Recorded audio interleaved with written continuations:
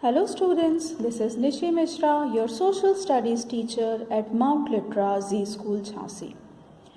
Students, in today's class, we are going to start a new chapter of history, which is chapter number 3, Ruling the Countryside.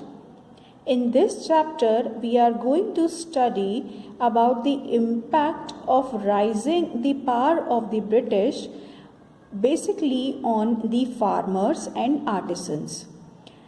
Under this, we are going to study about the company's position as Diwan. Company introduced the new revenue collection systems that we are going to study. We are also going to study about the crops for Europe, which demanded indigo from India, and the Blue Rebellion. So this is all we are going to study in this chapter. Let's begin. See students, in the previous chapter number 2, from trade to territory, we noticed that how just a trading company is now becoming the political power in India. We also studied that as the result of Battle of Buxar, the English East India Company had the right to collect revenue for the Bengal province. So to fulfill that purpose only, now since they were already having this power, they thought of taking the things from India using the amount which will be collected as a revenue. So for that, they wanted that some improvisation of the land to be done, just because if in case the proper agricultural facilities would be provided to the farmers, then only they are able to give them the desired taxes. The amount of the collected taxes would serve as the amount for which they will pay to get the revenue, to get the raw material from India. So, to fulfill this purpose, they introduced 3 new tax collection systems. Number 1 was permanent settlement. Number 2 was Mehelwari settlement. And number 3 was Ryotwari settlement. Number 1, permanent settlement was introduced in 1793 by Governor General Cornwallis.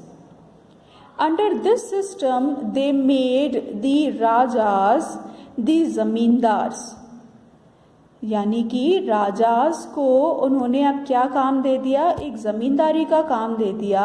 So for the Britishers now these zamindars will collect the taxes. The amount of taxes for the company was fixed, whereas the zamindar could collect as much tax he want to collect.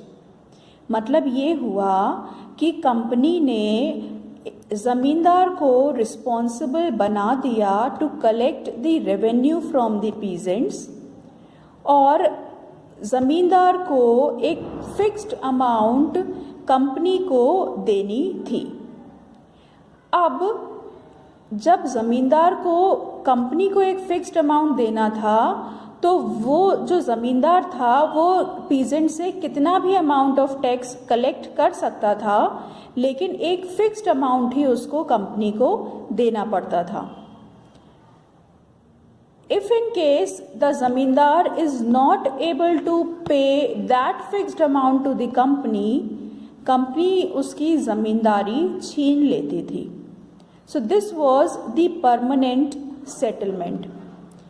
This permanent settlement of revenue collection is also known as the zamindari settlement and later on removed as it was not fulfilling the motives of the company, because they wanted the land to be improvised, whereas the zamindars were only exploiting the farmers to get the maximum amount of money without providing them with the basic agricultural facilities.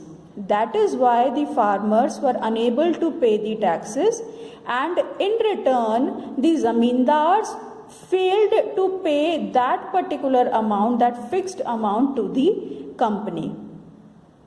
So that is why this revenue collection system was changed later on. Then they introduced Mehelwari system of collecting the revenue, and it was introduced in 1822.